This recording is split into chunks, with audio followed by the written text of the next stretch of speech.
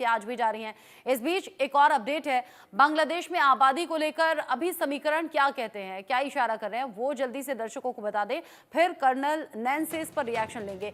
कुल आबादी वहां पर 17 करोड़ की है, इसमें हिंदू आबादी है 1 करोड़ 35 लाख की।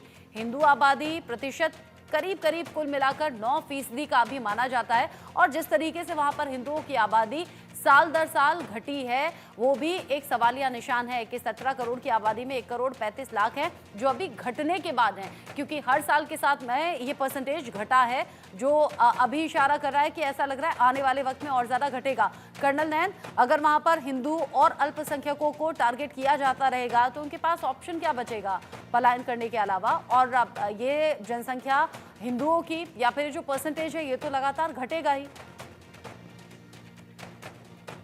भारत को एक्शन लेना पड़ेगा। अगर आप नहीं लेंगे तो फिर आप यहाँ पे पेंडोरा बॉक्स खोल देंगे।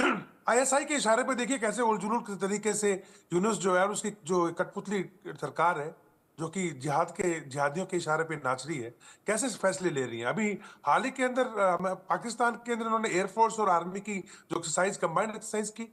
अभी अमान 25 जो कि पाकिस्तान जो है वो करने जा रहा है नेवल एक्सरसाइज, उसमें बांग्लादेश घोषणा कर दी कि हम हिस्सा लेंगे। यानी बांग्लादेश कोशिश कर रहा है कि रीजनल सिक्योरिटी जो है इस क्षेत्र की, हमारे की, इसमें अपनी भारत को इग्नोर करते हुए अपनी एक इंडिपेंडेंट पॉलिसी बनाने की कोशिश कर रहा है। ये खुद तो कर नहीं सकता, इनके पास इतने पैसे कहां से आएंगे? तो ये तो आईएसआई के इशारे पे है। और रही बात, देखिए जब ईस्ट पाकिस्तान और वेस्ट पाकिस्तान था, ईस्ट पाकिस्तान टूटा क्यों?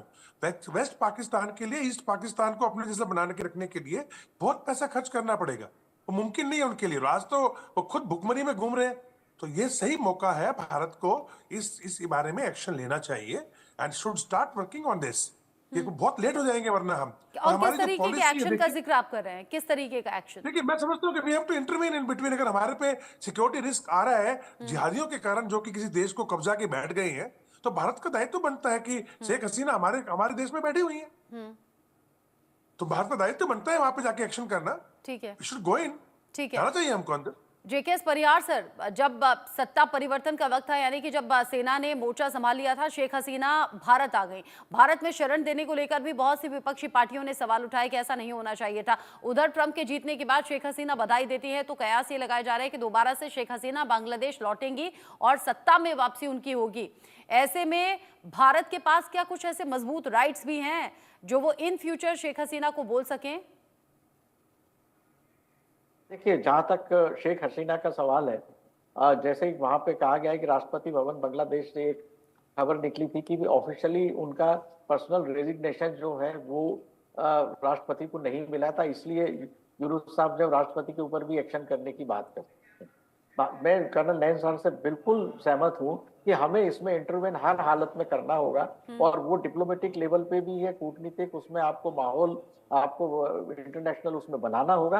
और अगर ये हमारे इलाकों के ऊपर इस तरह के माइग्रेशन में हिंदू पलायन के साथ में दूसरे होते हैं, तो हमें रोकने का पूरा हक है कि हम इसको, इस तरह की घटनाओं को जो है आगे नहीं आने दें। अब वर्स्ट कम वर्स्ट सिचुएशन में ये होती है कि शेख हसीना जो है वो अगर इनकी ये प्रत्यारोपण की ओर ज्यादा जोर देते हैं, तो उनकी एक्साइल गवर्नमेंट जैसे पहले शेख मुजीबुर रहमान की बनी थी, हम बना के उसको जो है रिकॉग्नाइज करें कि ये अवामी लीग जो है वो मेजॉरिटी पार्टी एक एस्टेब्लिश गवर्नमेंट जो इलेक्शन से जीती थी, उसको आंदोलन करके जबरदस्ती डिस्टेबलाइज कराया गया है, और अगले इलेक्शंस हुए नहीं, और इतना बेस इनका अवामी लीग का है कि वो आप उनको पूरी तरह से खत्म नहीं कर सकते। तो भारत को इसमें किसी भी तरह का वो शंका नहीं होनी चाहिए, कोई भेद नहीं होना चाहिए सोचने में कि हमें हर हालत में जो है बांग्लादेश में आज जो चल रहा है, यूनुस की पपेट गवर्नमेंट है, और जिस तरह हिंदुओं पे अत्याचार हो रहे हैं उसमें हमें हिंदुओं पर अत्याचार की बातें हैं, संविधान में संशोधन की मांग है, साथ ही साथ पाकिस्तान से नजदीकी है, और जानकार ये भी कह रहे हैं कि पाकिस्तान तो एक भस्मासुर बन चुका है, बांग्लादेश उसी रास्ते पर अब मोहम्मद यूनुस के नेतृत्व में चल रहा है, जिसे वक्त रहते अगर रोका नहीं गया या यहाँ भारत सरकार ने इंटरवीन नहीं किया तो फिर हालात ना तो बांग्लादेश में बेहतर रहेंगे, ना ही भारत के लिहाज से वो हालात बेहतर रहेंगे, सुटेबल रहेंगे। आप दोनों का ही शुक्रिया, मेजर जनरल जेकेएस परिहार सर और कर्नल दिनेश नैन जी, आपका भी इस डिस्कशन में रहने के लिए शुक्रिया। इसी के साथ वक्त छोटे से ब्रेक का यहाँ पर हो गया है, ब्रेक के उस पार भी खबरें जारी हैं, कहीं मत जाइएगा।